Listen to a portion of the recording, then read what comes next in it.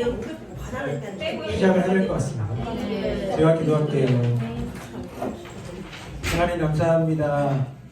복된 주일 주님을 예배하며 주님 안에서 안식할 수 있도록 허락하신 귀한 주일 인도하시니 감사를 드립니다. 이 시간도 주의 말씀을 통해 더 힘을 얻고 하나님과 친밀한 교제 가운데로 나아가길 원하오니 성령을 통해 깨닫게 하여 주시고 주의 말씀을 사랑하고 붙드는 우리 모두가 되게 하여 주시옵소서. 감사드리며 살아계신 예수님의 이름으로 기도드리옵나이다. 자, 오늘 그 신앙 고백단 마지막 사과입니다.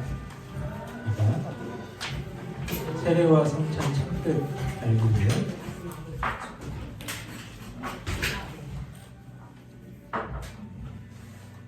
우리가 참뜻을 앞에서 뭘 배웠죠? 첫 번째는 사도신경, 주기도문, 사도신경, 십계명, 그 다음에 세례와 성찬인데 사도신경, 주기도문과 사도신경은 우리의 중요한 기도의 내용이자 신앙의 고백이기 때문에 참뜻을 아는 게 당연하고, 또 십계명도 하나님과의 언약적 관계 안에서 우리가 책임 있게 수행해야 할 계명이기 때문에 알아야 되는데, 그럼 세례와 성찬은 왜 참뜻을 알아야 될까요? 제가 지난주에 언급했는지 모르겠는데 그 하나님이 은혜를 주시는 방편들이 있어요. 크게 두 가지인데, 첫 번째는 말씀과 성례입니다. 말씀과 성례.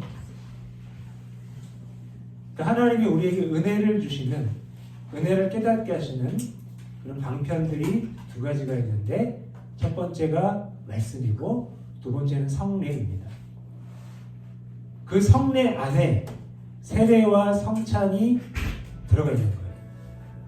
그러니까 세례와 성찬의 이제 약자라고 할 수 있죠. 그게 성례입니다. 성례. 그래서 은혜의 방편이기 때문에 우리가 참뜻을 알아야 됩니다. 자, 부제가 그리스도와 지체와의 하나됨입니다. 그러니까 그리스도와의 하나됨, 지체와의 하나됨 두 가지를 우리가 배우게 될 거다, 이런 내용이죠. 자, 그리스도와의 하나됨은 예수님과 연결되는 거예요. 그리스도와의 하나됨은 예수님과 연결되는 것이고, 지체와의 하나됨은 교회 공동체의 한 부분이 되는 겁니다. 그리스도와의 하나됨은 예수님과 연결되는 것이고, 지체와의 하나됨은 교회 공동체의 한 부분이 되는 겁니다. 저는 짧게 마음 열기 해볼 텐데, 어떤 계기로 교회를 다니시게 됐는지 짧게 말씀해 주세요. 우리 사모님은 그 충현교회 청년부 그 이화여대 수학과 멤버 중에 한 분이시라고 들었는데, 어떻게 이렇게 같은 과에 친구분들이 같이 동기분들이 안 일어나셔도 돼요. 그러니까 하나님에 대해서 관심이 있어서 교회를 간 건 아니고요. 네. 그냥 여기 제 친구랑 같이 그 영어 단어 모임을 하고 있었는데 얘가 전도를 받은 거예요. 그런데 혼자 가기 창피하다고 나보고 같이 가자고 그래가지고, 나는 또 노를 잘 못하는 사람 그래서 인생이었어요. 갔는데 신입부 스텝이 그 다음 주 토요일 날 전화해가지고 기다리겠다고. 근데 이제 그 처음에 갔을 때 보니까 저희 과에 중에 한 애가 전도사님 딸이었는데 걔가 3명을 전도해가지고 나까지 학생가 돼서 5명이 되니까 제가 낯설지가 않더라고요. 5명 친구를 같이 신입부에 있으니까 걔네들하고 노느라고. 그래서 저는 이렇게 교회도 별 뜻이 없어도 이렇게 사람들하고 관계를 이렇게 계속 하다가 보면 이렇게 성경 공부도 하게 되고 성경 공부하다 그러면 이렇게 믿음도 생기고 네, 그런 네. 것 같아서 네. 감사합니다. 아, 우리 사모님 한 말씀으로 그냥 정리가 되거든요. 혹시 좀 특별한 계기로 교회를 나오시게 됐다 하신 분 계세요? 우리 집사님? 박찬민 집사님. 박집사님. 좀 창피한 얘기도 창피한 얘기. 완전히 딱 나락으로 진짜 떼낄거리가 없을 정도로 예. 뭐 집도 없고 뭐 당장 그 길에 나앉아야 될 상황이까지 갔었어요. 그때 그 이전에 이 예일교회를 잠시 다녀서 세례까지 받았다가 그 전에? 그러죠. 세례까지 받았는데 그때는 무슨 뭐 믿음이 아니고 그냥 그 자기 그뭐 세우려고는 그런 식으로 교회를 다녔다가 뭐 다녀도 별 감동도 없었고 느낌도 없어서 그냥 자연스럽게 교회를 떠났죠. 떠났다가 어머니 저희 아내 이렇게 셋이 다 세례를 받았어요. 이 교회에서. 예. 지금 목사님 말고 그 전에 목사님. 아, 예. 그랬다가 떠났다가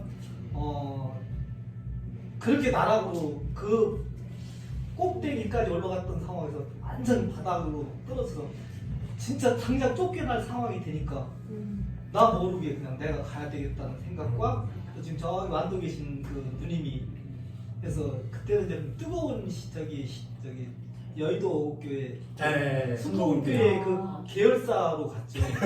네. 순복음까지는 아니고 그 여기 이쪽에 있는 고분도에 있는 글로 가서 근데 너무 찬양이 뜨겁고 그 와닿더라고요. 그래서 거기서 훈련을 뭐 진짜 많이 받았죠. 목사님 거기는 뭐 그냥 이렇게 인간적인 뭐 욕도 먹고 혼나기도 하고 기도도 들어가고 그러셨군요. 네. 그러면서 이제 어느 정도 좀 돼서 목사님 그 오시는데 여기 와서 지금까지 저기 아주 굉장히 화려했어요. 박수 한번 쳐야 될 것 같아요. 감사합니다. 저 마음 열기 했는데 아까 우리가 세례와 성찬을 왜 참뜻을 알아야 되냐 그 말씀드렸어요. 은혜의 방편 중에 하나이기 때문에 하나님 은혜해 주시는 방편 말씀과 성례가 있는데 성례 안에 세례와 성찬이 있습니다. 그리고 부제가 그리스도와 지체와의 하나됨인데 그리스도와의 하나됨은 예수님과 연결되는 것이고 지체와의 하나됨은 교회 공동체의 한 부분이 되는 것이다 말씀드렸습니다. 자, 말씀 보기 세례는 예수님께서 제자들을 통해 직접 행하시는 의식입니다. 이 직접이라는 말이 좀 애매해요. 뒤에도 나오지만 예수님이 직접 세례를 베푸신 게 아니고 제자들을 통해서 베푸셨거든요. 그래서 직접 행하셨다라고 하기에는 좀 애매한 면이 있는데 어쨌든 그렇습니다. 자, 말씀을 보시면 그 후에 예수께서 제자들과 유대 땅으로 가서 거기 함께 유하시며 세례를 베푸시더라 말씀합니다. 요한복음 3장 한번 펴보세요. 요한복음 3장 22절.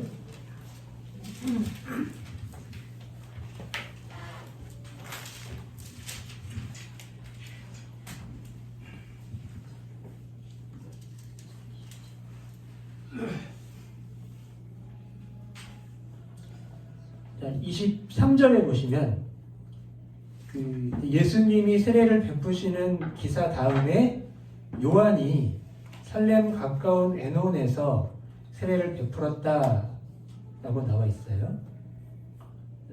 그러면 사람들이 와 세례를 받았다고 하는데 지금 예수님의 세례와 요한의 세례가 연결되고 있습니다.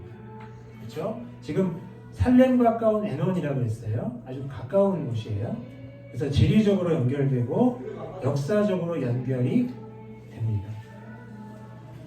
근데 이제 그 밑에 내용을 보면 요한이 아직 옥에 갇히지 아니한 때인데 요한의 제자 중에 한 유대인과 더불어 정결 예식에 대한 변론이 있었어요.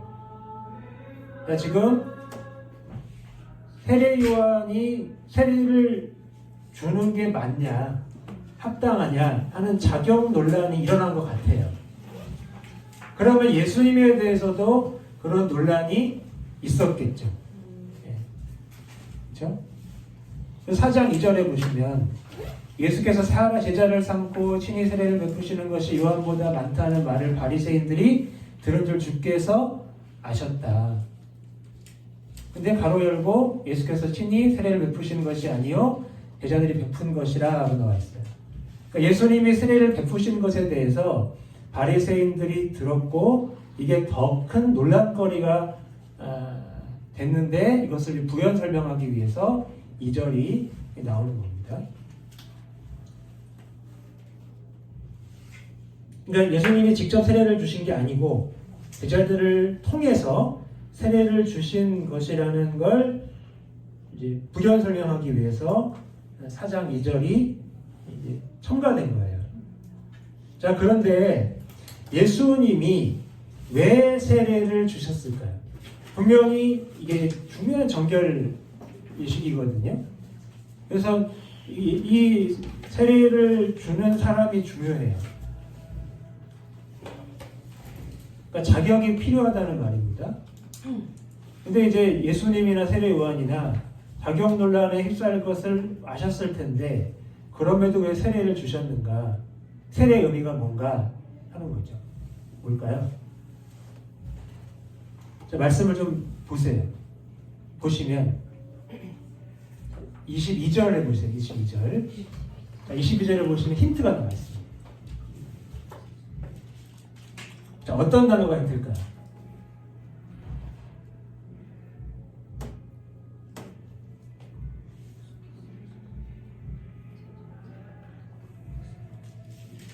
자, 예수님이 제자들과 유대 땅으로 가서 거기 함께 유하시면서 세례를 베푸셨어요. 유하셨다는 건 거기에서 오랫동안 머물렀다는 뜻이죠. 잠깐 주고 만 게 아니고 굉장히 오랫동안 세례를 베푸신 건데 이 세례를 왜 베푸셨을까요? 힌트가 22절에 있어요. 제가 지금 언급하지 않은 단어가 하나 있어요. 유겠다? 언급했어요.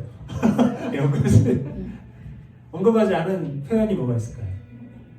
찍어 그 후. 맞아요. 그 후에 그 후. 왜? 자, 그 후에면 그 앞의 내용을 언급하는 거죠. 자, 가장 가까운 구절은 21절입니다. 진리를 따르는 자는 빛으로 오나니 이는 그 행위가 하나님 안에서 행한 것임을 나타내려 함이라 하시니라 하고 니고데모와의 대화가 끝나고 그 후에 세례를 주셨다는 거예요. 그럼 그 앞의 내용이 예수님이 세례를 주신 일과 관계가 있다는 거죠. 그렇죠? 진리를 따르는 자들에게 빛으로 와라. 너희들의 행위가 하나님께서 행한 것임을 나타내라. 그걸 도와주시기 위해서 세례를 베푸신 거예요. 예, 그런 의미가 있는 거예요. 진리를 따라라. 하나님 안에서 행해라. 그런 의미가 있는 거예요. 세례는. 그냥 교인되는 게 아닙니다. 교인되는 게 아니에요. 참 신자가 되는 중요한 과정이 세례입니다. 자, 뿐만 아니라 세례는 예수님이 제자들에게 모든 민족을 제자로 삼아 행하라고 명하신 의식이기도 합니다. 마태복음 28장 아버지와 아들과 성령의 이름으로 세례를 베풀고 되어 있습니다. 자, 이 19절에서 이제 제자들에게 세 가지를 명령하시죠. 그렇죠? 첫 번째 뭡니까? 가라입니다. 가라. 네. 그렇죠? 가서 가라. 두 번째는 모든 민족을 제자로 삼아라. 세 번째는 아버지와 아들과 성령의 이름으로 세례를 베풀어라. 자, 아까 세례가 교인되는 어떤 통과의례라고 말씀드리지 않았어요. 참 신자가 되는 중요한 과정이라고 말씀드렸습니다. 자, 여기서도 세례가 제자 삼는 것과 관련이 있어요. 그렇죠? 자, 그러므로 예수님을 따르는 신자에게 있어 세례를 받는 것은 필수적인 일이라 할 수 있습니다. 하지만 세례에서 중요한 것은 의식 자체가 아니라 그 위식이 담고 있는 십자가 복음이라는 내용입니다. 고린도전서 1장으로 가보겠습니다. 성경을 펴주세요. 고린도전서 1장.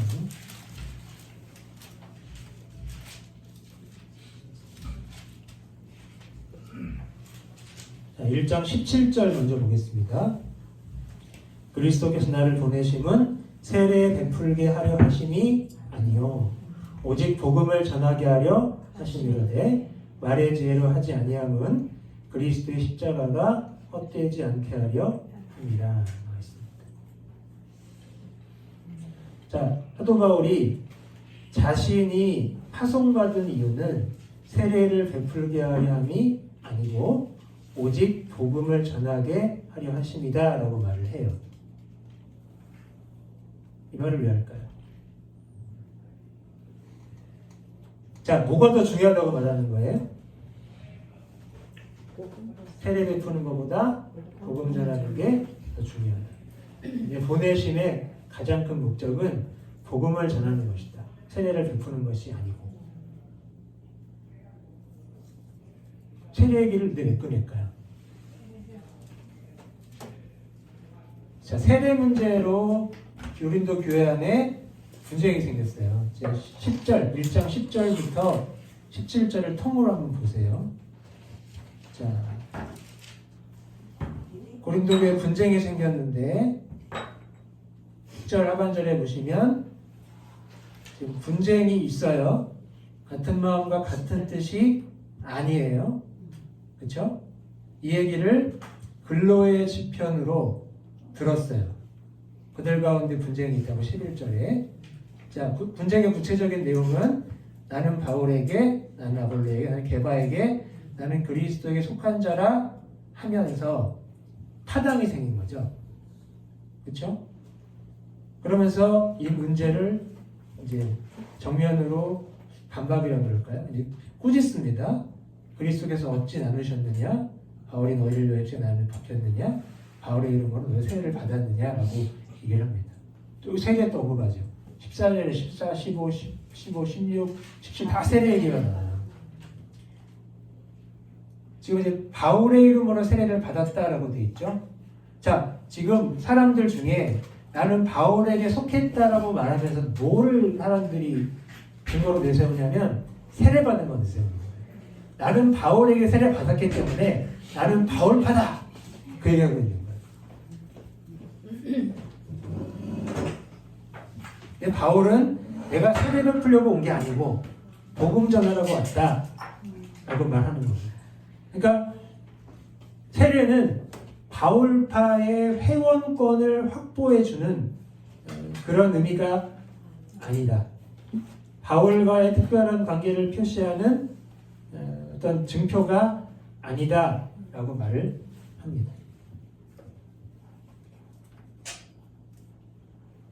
자, 근데 세례를 받은 사람이 있긴 있어요. 14절에 그리스보와 가이오에는 너희 중에 아무에게도 내가 세례를 베풀지 아니한 것을 감사하노니 이는 아무도 나의 이름으로 세례를 받았다 말하지 못하게 하려 함이라. 내가 또한 스데바나의 집 사람에게 세례를 베풀었고 다른 누구에게도 세례를 베풀었는지 알지 못한다. 그러니까 그리스보, 가이오, 스데바나의 집 사람 이외에는 아무에게도 세례를 준 적이 없어요. 근데 그 사람들 외에 다른 사람들이 다 세례 받았다 이렇게 얘기해요. 그래서 이 얘기를 언급하면서 믿음이 틀렸다. 이렇게 말하면 안 된다라고 이야기를 하는 겁니다. 그러니까 세례받은 것보다 더 중요한 것. 이것은 복음을 듣는 거죠. 그리고 복음의 내용은 그리스도의 십자가. 자, 세례가 담고 있는 십자가 복음의 구체적인 내용은 첫 번째 예수 그리스도와의 연합이죠. 세례는 예수님의 죽으심이 나 자신의 죽음이며 예수님의 부활이 나 자신의 부활임을 받아들임으로써 그리스도의 죽음과 부활에 온전히 연합하는 것입니다. 한마디로 말하면 적으셔요. 세례는 예수님의 죽음과 부활이 예수님의 죽음과 부활이 나의 것이 되는 것입니다 라는 뜻이에요. 세례는 예수님의 죽음과 부활이 나의 것이 되는 것입니다 라는 뜻입니다.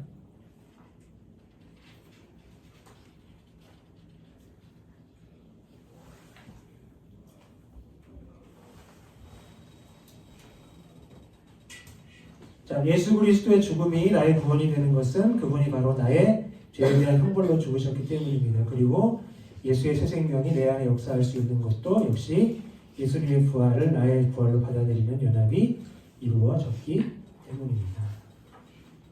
그래서 이제 이걸 보면 이런 결론 내릴 수 있어요. 세례는 단순한 의식이 아니고 그리스도와의 연합을 의미하고 상징하는 중요한 의식이다라는 것을 알 수가 있습니다.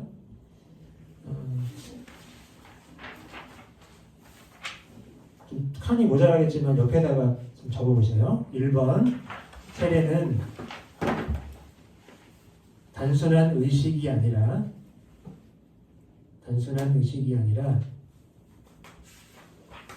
내가 예수님과 함께 죽고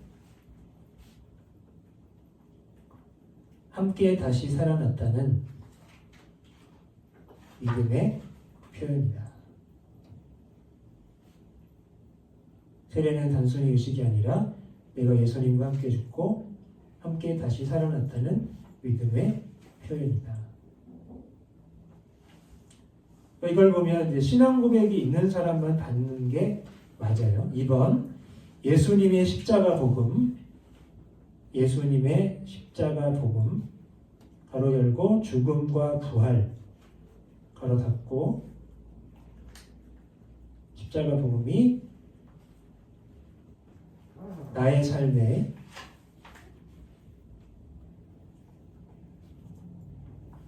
실제가 되는 과정이다. 예수님의 십자가 복음이 나의 삶에 실제가 되는 과정이다. 그 다음에 3번 그래서 세례를 통해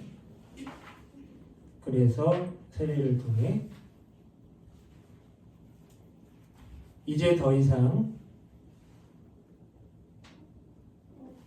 내 뜻대로 사는 존재가 아니라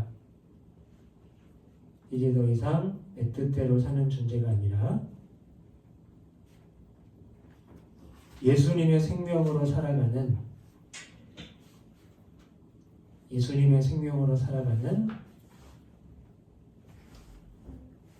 존재가 되는 것이다. 세례를 통해 이제 더 이상 내 뜻대로 사는 존재가 아니라 예수님의 생명으로 살아가는 존재가 되는 것이다. 이게 그리스도와의 연합이라는 세례의 의미입니다.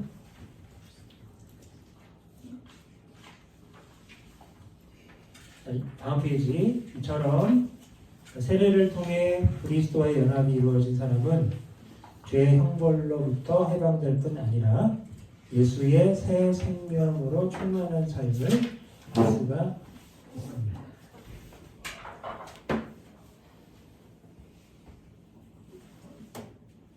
자, 세례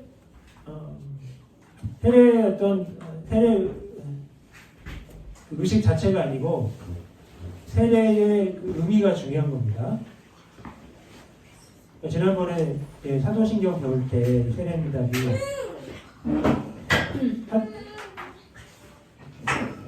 이제 삼위 하나님의 존재와 사역을 고백하고 그 신앙 위에 나의 삶을 헌신하겠다는 그것의 선언이라고 배웠었는데 이런 고백적인 차원이 분명히 있을 때 해방과 충만한 삶을 살 수가 있는 겁니다. 그러므로 세례는 예수님과 때려야 뗄 수 없는 뗄래야 아닙니다. 때려야 합니다. 때려야 뗄 수 없는 하나가 되는 의식이라고 할 수가 있습니다. 자, 큰 1번 세례의 효능이라고 쓰는데요. 지우시고 기능이라고 쓰셔요. 기능. 세례의 효능 그러면 세례 자체에 어떤 그런 뭐 능력이 있는 것처럼 세례 받아도 다 되는 것처럼 오해할 수 있기 때문에 세례의 기능이라고 쓰시면 되고요. 자, 세례 받는 것 외의 것에는 세계를 통한 죄사함과 성령을 통한 변화라는 두 가지 기능이 들어 있습니다. 그런데 세례 받음으로 죄사함 받고 변화되고 이게 아니에요. 신앙 고백을 한 사람이 회개를 통해 죄사함 받았으니 성령을 통해 변화되었으니 받는 게 세례입니다. 원래는.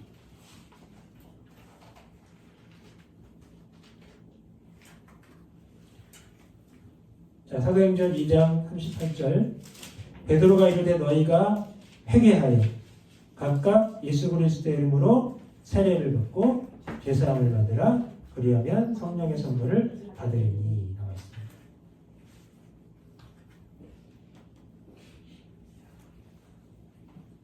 자, 죄사함을 받고 성령을 선물로 받으려면 예수 그리스도의 이름으로 세례를 받아야 돼요. 그렇죠? 근데 그 전에 전제조건이 뭡니까? 너희가 회개하여입니다. 그러니까 회개 없는 세례는 무의미하다라고까지 말할 수 있어요. 회개하고 세례받아야 죄사함 받고 회개하고 세례받아야 성령의 선물을 받는 거예요. 동의하시죠? 말씀 보니까 그렇죠? 좀 회개하여 세례받고 죄사함 받으라 성령의 선물을 받는다. 베드로가 한 말입니다. 1번 회개를 통한 죄사함. 회개를 통한 죄사함 되어 있는데 정확한 표현은 아닙니다. 그렇죠?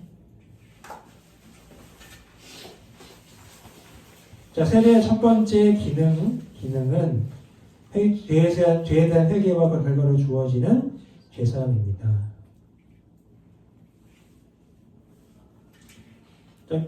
기능이 죄에 대한 회개라고 되어 있는데 세례 받으면 회개하는 게 아닙니다.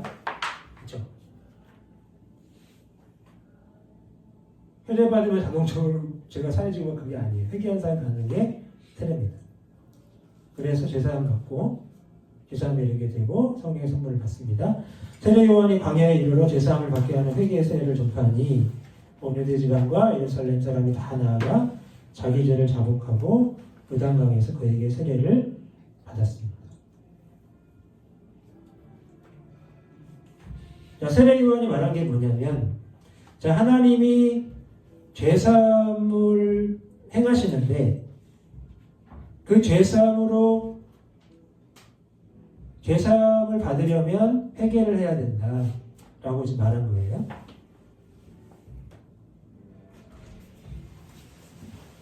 자, 웨스터민스터 소요리 문답 87번은 참된 회개에는 4가지 요소가 있다고 말을 합니다. 한번 같이 읽어볼까요? 시작. 생명에 이르는 회개가 무엇입니까? 죄인이 자기 죄를 바로 알고 그리스도 안에서 하나님의 자비를 깨달아 자기 죄에 대해 슬퍼하고 미워하고 그 죄를 떠나 하나님께로 돌이키겠다는 굳은 결심과 노력으로 새롭게 순종하는 것입니다.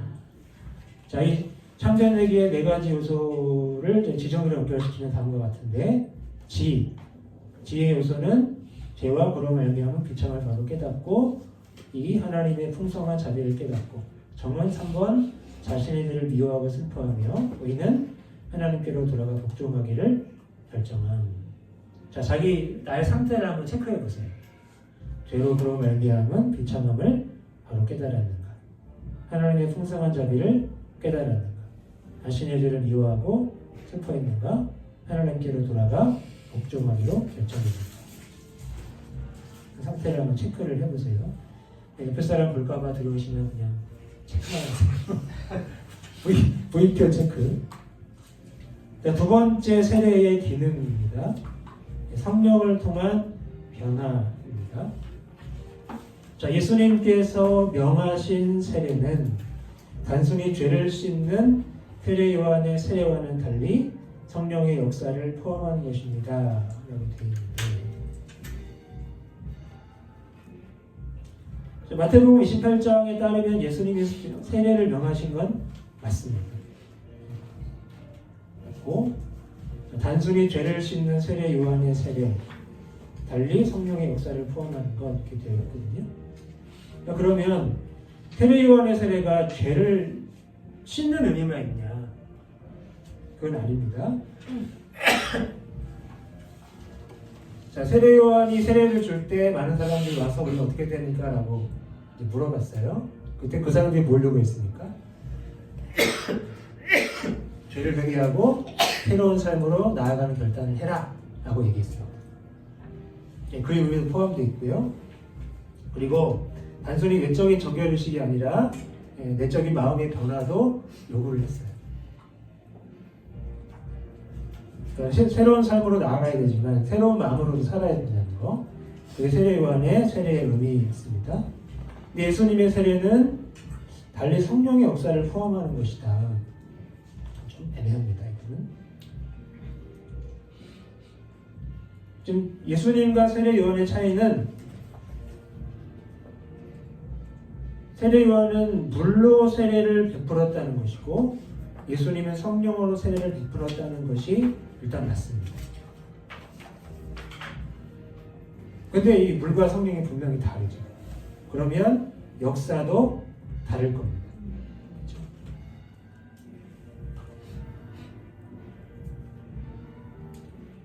사실 사람이 자신의 외적인 모습은 어느 정도 바꿀 수 있어요. 제 마음까지는 바꾸기 어렵다. 그 일을 성령께서 하신다고 보시면 됩니다. 성령님은 예수님을 주로 고백하는 자 속에서 역사하시는 영입니다. 이거 중요합니다. 조금 그으셔요. 보세요. 성령님은 예수님을 주로 고백하는 자 속에서만 역사하신대요. 그러면 세례받기 전에 회개하고 예수 그리스도 주로 고백하고 세례받아야 돼요. 그래야 제사함과 성령의 선물이 있는 겁니다. 고린도전서 12장 3절 그러므로 내가 너희에게 알리노니 하나님의 영으로 말하는 자는 누구든지 예수를 저주할 자라 하지 아니하고 또 성령으로 아니하고는 누구든지 예수를 주라 하실 수 없느니라 그랬습니다.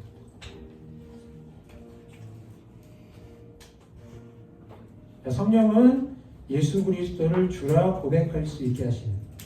근데 단순한 고백이 아니고 중심에서 우러나오는 그냥 신앙 고백이죠. 하게 하시는 영이 바로 성령이십니다. 근데 여기서 이제 누구든지 예수를 저주라 할 자라 하지 아니하고 요거는 이제 그 당시에 오늘날 사람들이 이게 이제 안 좋은 말 쓰잖아요. 앞에다가 붙여가지고 안 좋은 말 쓰잖아요. 그것처럼 예전에는 이때는 저주 예수라는 말을 썼대요. 그냥 습관적으로 안 좋게 그걸 의미하는 겁니다. 그러니까 하나님의 영으로 말하는 자는 그 말을 쓸 수 없다. 성령으로는 누구든지 예수를 주로 고백할 수밖에 없다라고 이야기하는 거고요. 그러니까 성령님의 역사는 죄 씻음을 받은 우리가 거룩하다고 인정받는 칭의와 실제로 의롭게 되는 성화에 이를 수 있도록 하는 일입니다. 자, 죄 쓰심을 받은 우리가 거룩하다고 인정받는 칭의, 이것을 법정적 칭의라고 합니다. 아직 우리가 완전히 거룩하지 않지만 그 최후의 심판정에서 이미 거룩하다고 판결을 내린 상태를 법정적 칭의라고 해요. 하지만 우리가 느끼기에 또 존재적으로 그렇지 않지만 이제 하나님의 판결은 우리가 거룩하다고 인정하셨다는 뜻이 법정적 칭의고요. 그리고 실제로 의롭게 되는 이게 이제 칭의의 완성을 의미하는 겁니다. 칭의의 완성. 칭의의 완성. 근데 이 법정적 칭의와 칭의 완성 가운데 성화가 있어요. 이 성화는 점점 더 거룩해지는 과정입니다. 법정적 칭의, 칭의의 완성, 그리고 점점 더 거룩해지는 과정. 그래서 이걸 볼 때 우리 그리스도인들은 이 칭의와 관련해서 이미 그러나 아직이라는 상태에 있는 거예요. 중요한 개념입니다. 이미, 그러나, 아직. 법정적으로 이미 거룩하다는 인정을 받았지만 아직 실제로는 거룩하지 않은 상태. 이게 이제 우리의 모습입니다. 고린도전서 6장 14절. 자, 너희 중에 이와 같은 자들이 있더니 주 예수 그리스도의 이름과 우리 하나님의 성령 안에서 씻음과 거룩함과 의롭다 하심을 받았느니라. 자, 일단 너희 중에 이와 같은 자들이 있대요. 교회 안에 이런 사람들이 있어야 한다는 겁니다. 그게 그리스도인인데, 자, 이 씻음과 거룩함과 의롭다 하심을 어떻게 받아요? 두 가지입니다. 주 예수 그리스도의 이름과 우리 하나님의 성령 안에서 이 두 가지로 씻음과 거룩함과 의롭다 하심을 받습니다.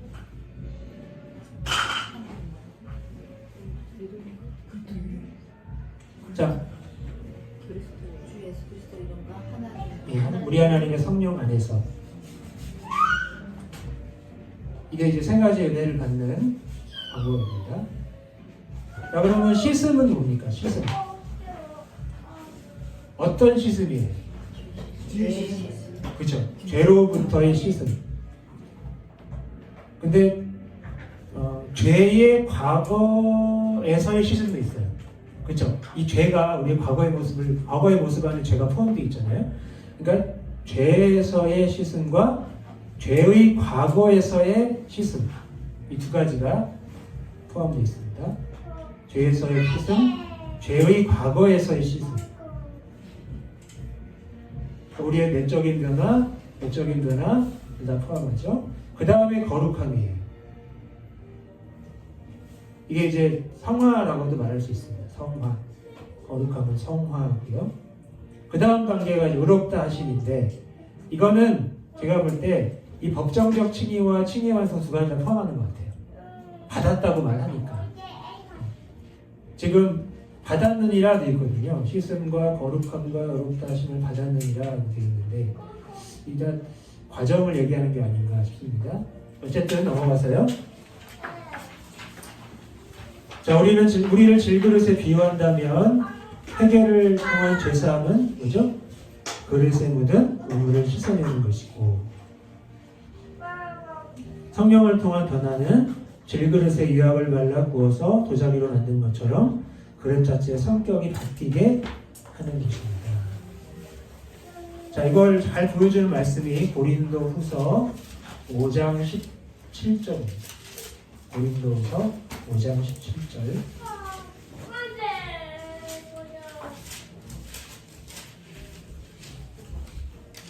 (5장 17절) 시작. 그런즉 누구든지 그리스도 안에 있으면 새로운 피조물이라 이전 것은 지나갔으니 도란 새 것이 되었다. 자, 누가 새로운 피조물 될 수 있죠? 그리스도 안에 있는 누구든지. 그리스도 안에 있어야 새로운 피조물이 될 수 있고, 자, 이 새로운 피조물의 상태는 어떻습니까?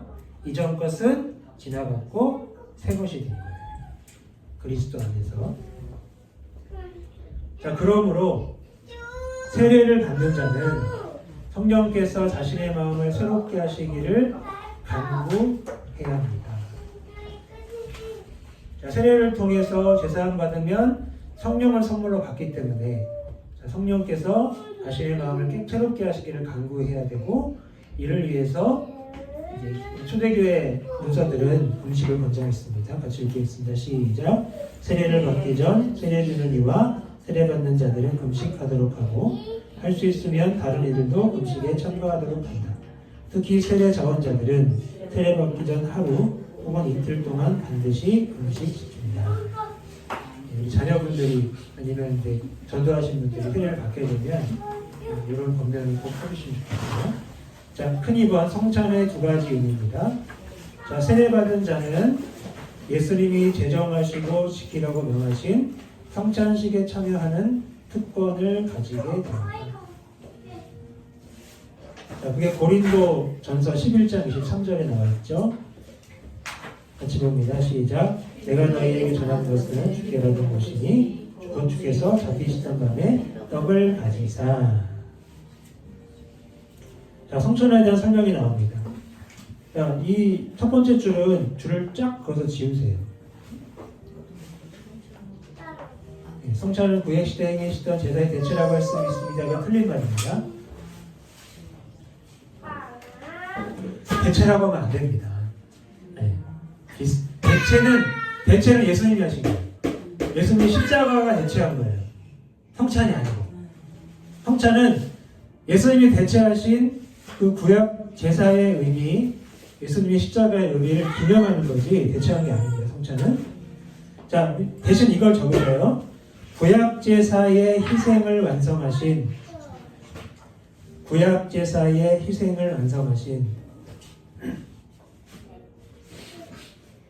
예수님의 속죄를 기념하고 구약 제사의 희생을 완성하신 예수님의 속죄를 기념하고 속죄를 뭐 하고요? 네? 속죄를 기념하고 그 은혜에 참여하는 예식. 예수님의 속죄를 기념하고 그 은혜에 참여하는 예식. 그게 성찬입니다. 굳이 구약 제사를 언급하려면 이렇게 설명하는 게 맞습니다. 그래서 밑에 지문을 보시면, 자, 같이 읽을까요? 시작. 구약의 제사는 예수의 희생과 피를 통해 장차 이루어질 메시아의 대속을 기대하던 의식입니다. 이 제사의 본체가 되신 예수님은 친히 자신의 몸과 피를 십자가에서 속죄의 제물로 드리심으로 제사의 속죄를 한 번에 성취하셨고 다시는 반복되는 제사가 필요하지 않도록 대속을 완성하셨습니다. 자, 이것만 봐도 성찬이 구약 제사를 대체한다는 설명은 틀린 거예요. 그렇죠? 설명을 보면 예수님의 십자가에 대한 내용이 나옵니다. 자, 예수님의 십자가는 두 가지 의미가 있습니다. 첫 번째는 속죄의 성취고요. 속죄의 성취. 두 번째는 대속의 완성입니다. 속죄의 성취, 대속의 완성. 자, 그러면 이 성찬식의 의미를 살펴볼 텐데 두 가지 중요한 의미가 있다고 합니다. 첫 번째, 예수님이 완성하신 속죄를 기념합니다. 성찬식은 예수 그리스도의 대속 사역을 기념하는 의식입니다. 고린도전서 11장 같이 읽어볼까요? 시작.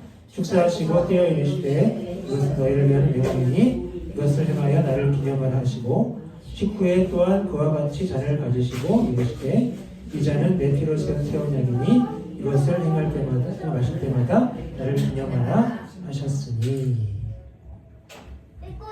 자, 축사하시고 떼어주신 게 뭐예요?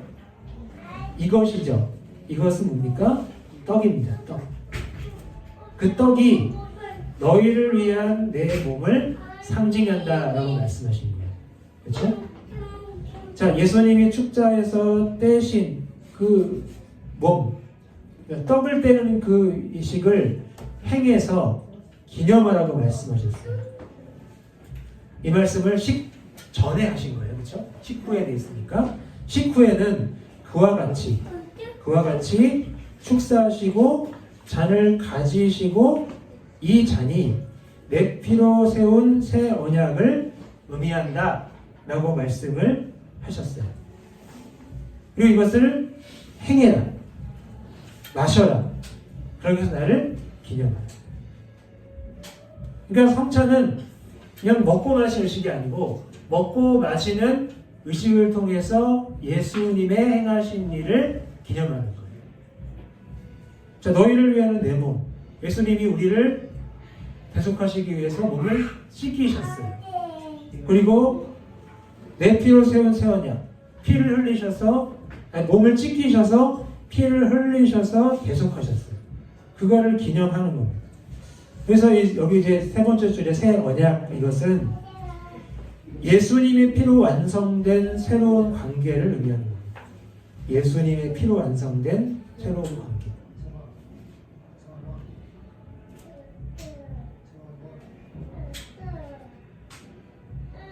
그러면 새 언약이 있으면 옛 언약이 있겠죠.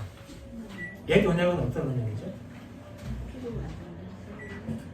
예수님의 피로 완성된 새로운 관계.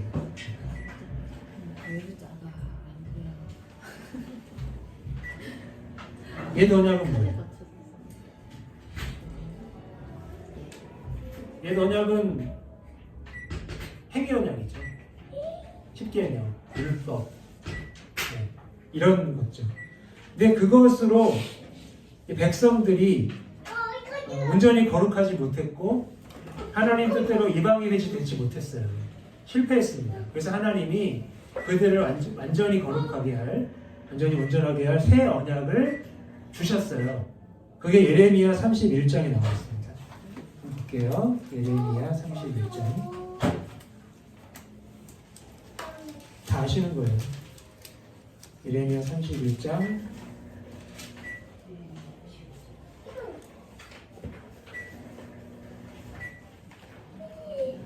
(31장) 31절부터 34절 33절만 볼게요. 아, 네. 32절과 33절 볼게요. 31장 32, 33. 자, 아까 제가 설명을 잘못했어요. 물론 이제 그들이 실패했지만 그 실패는 이스라엘 백성들이 하나님과의 언약을 깨뜨린 거예요. 그래서 하나님이 깨뜨릴 수 없는, 깨지지 않을 언약을 새로 세우셨는데 그게 바로 새 언약입니다. 32절부터 33절 시작. 이 언약은 네가 그들의 조상들의 손을 잡고 애굽 땅에서 인도하여 자리에 맺은 언약과 같지 아니할 것은 네가 그들의 남편이 되었어도 그들이 내 언약을 깨뜨렸습니다. 여호와의 말씀입니다. 그러나 그날 후에 내가 이스라엘 집과 맺을 언약을 이루하니 곧 내가 나의 복을 그들의 속에 두어 그들의 마음에 기록하여 나는 그들의 하나님이 되고 그들은 내 백성이 될 것이라 여호와의 말씀입니다. 이 언약을 예수님이 자신의 피로 완성하셔서 새로운 관계에 들어가게 하신 겁니다. 근데 고린도전서 11장 25절 그 뒤에 보면 26절이 있잖아요. 거기 이런 표현이 있습니다. 주의 죽으심을 그가 오실 때까지 전하는 것이라 이렇게 말씀해요. 이것은 이 기념이라는 것은 단순히 회상하라는 게 아니고 적극적으로 기억하고 참여해라 이런 뜻입니다. 자, 기념하라는 말은 히브리서 10장 3절에서 사용된 기억하다는 단어와 같은 원어입니다. 히브리서 10장 그러나 이 제사절에는 해마다 그를 생각나게 하는 것이 있나니 이는 황소와 염소의 피가 능히 죄를 없이 하지 못함이라. 자, 사실 구약의 제사는 우리가 죄인이라는 사실을 계속 기억나게 할 뿐입니다. 그러나 예수님은 자신의 몸을 대속제물로 드리심으로 더 이상 우리의 죄가 기억나는 것이 아니라 속죄의 은혜만을 많이 기억나게 하는 특권을 주셨습니다. 근데요, 여기서 더 이상부터 아니라는 부분, 여기는 약간 좀 조정이 필요해요. 우리의 죄가 기억나야 돼요. 기억나야 됩니다. 그래야 감사하죠. 하나님은 기억 안 하셔도 되는데 우리는 기억해야 돼요. 자, 예수님의 속죄가 하나님께 있어서 우리의 죄를 기억하지 않으신다는 의미는 맞습니다. 근데 우리가 기억해야 할 필요는 없다. 그런 뜻은 아니에요. 왜냐? 죄에서 자유케 된 것에 대해서 감사하고 그 은혜를 더 깊이 새겨야 되거든요. 그러니까 이 표현은 정확하지가 않습니다. 굳이 이 표현을 쓰려면 여기다 하나님께라고 쓰세요. 하나님께 우리의 죄가 기억나지. 이거 좀 억지스러운데. 자, 그러므로 성찬에 참여할 때마다 우리 예수님의 죽으심으로 이루신 완전한 속죄에 대해 기억하고 감사해야 됩니다. 우리가 죄로부터, 죄의 각오로부터 이제 씻음을 받은 그 사실에 대해서 기억하고 감사해야 돼요. 우리가 죄를 기억해야 되죠. 자, 두 번째, 성찬의 두 번째 의미는 지체와의 하나됨을 확인하는 겁니다. 자, 성찬의 공동체적 의미를 강조하는 거죠. 성찬의 공동체적 의미.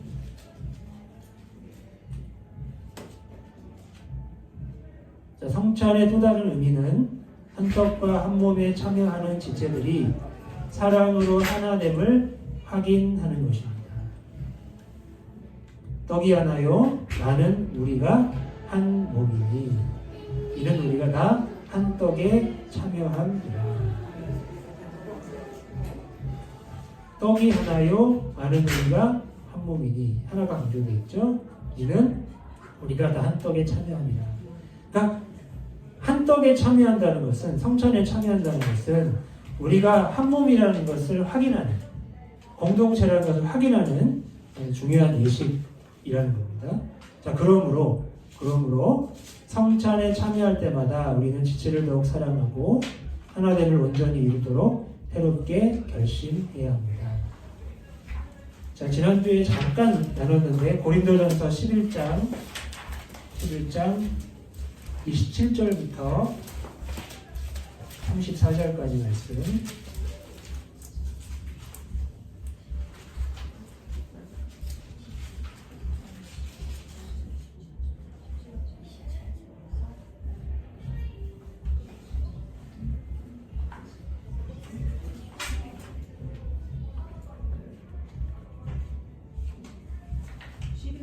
예, 11장. 고린도전서 11장 27절부터 34절까지 보시면 14절이 없는데 33절까지. 예? 고린도 전서가요? 네. 아이고 예전에. 11장. 깜짝이야. 제 성경책이 잘못된 줄 알았어요.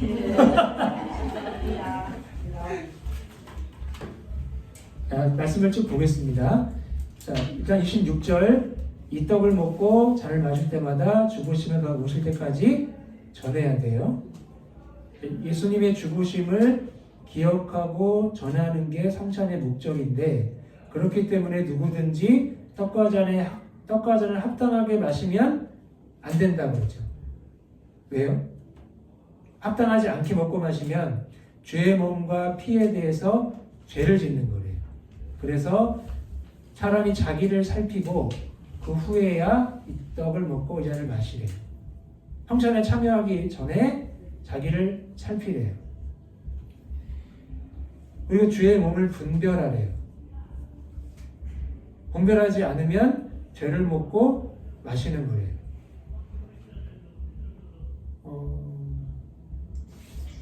살피지 않으면 판단을 받는 거예요. 31절에 살피지 않으면 판단을 받는 거예요. 32절에 보면 판단받는 것은 주께 징계를 받는 거예요. 분별하지 않으면 이런 문제가 생기는 겁니다. 그러면서 그런즉 하고 나와요. 몸을 분별하지 못한 게 뭐냐? 살피지 못한 게 뭐냐? 분별하지 못한 게 뭐냐? 판단을 왜 어떤 사람이 판단받고 징계받느냐? 33, 34 그런즉 그 형제들아 내 형제들아 먹으러 모일 때 서로 기다리라. 기다리지 않았다는 거예요. 만일 누구든지 시장하거든 집에서 먹을지니 이는 너의 몸이 판단받는 몸이 되지 않게 하려 함이라. 그 밖의 일들은 내가 언제 갈 때 바로 잡으리라. 자, 모여서 먹으러 모이는데 같이 먹어야 돼요. 그래서 기다려야 돼요. 근데 누군가가 배고프다고 뜯어먹은 거예요. 네? 마셔버린 거예요. 뜯어버린. 그럴 땐 집에서 먹어라. 배고프다고 성찬 먹을 거면 집에 가서 먹어라. 그래서 너희 몸이 판단받는다. 사실 끝에 보면 그 밖의 일들도 있대요. 성찬만의 문제가 아니고 다른 문제도 많대요. 그래서 고린도 교회가 시끄럽다는 거예요. 그러니까 이제 주의 몸의 의미도 모르고 또 공동체가 뭔지도 모르고 그냥 배고프다고 자기의 욕심과 욕망을 따라서 그렇게 먹고 마시고 했던 게 고린도 교회의 문제였다는 겁니다. 그리고 이제 아까도 살펴봤지만 이제 파당도 있었고, 그렇죠? 바울파, 볼로파, 개바파, 이수파 뭐 난리도 안 됐던 거예요 교회가. 예. 자 넘어가세요. 끝났네. 이런 의미가 있습니다. 다시 한번 앞에부터 좀 보면 좀 세례가 어떤 의미가 있는지 살펴봤고요. 일본의 세례의 기능 살펴봤고 회개를 통한 죄사함, 흠령을 통한 세례 자체가 어떤 신통한 능력이 있는 게 아니에요. 중요한 어떤 그 과정으로서의 의미라고 생각하시면 됩니다. 그 두 가지가 있었고 성천의 두 가지 의미. 1번 예수님 완성까지 속죄를 기념하고 진짜의 하나님을 확인하는 것이다. 그렇게 알고 넘어가시면 되겠습니다. 혹시 질문이 있으시면 지금 말씀하시고 생각나시면 카톡방에 올려주시면 제가 공부해가지고 알려드릴게요.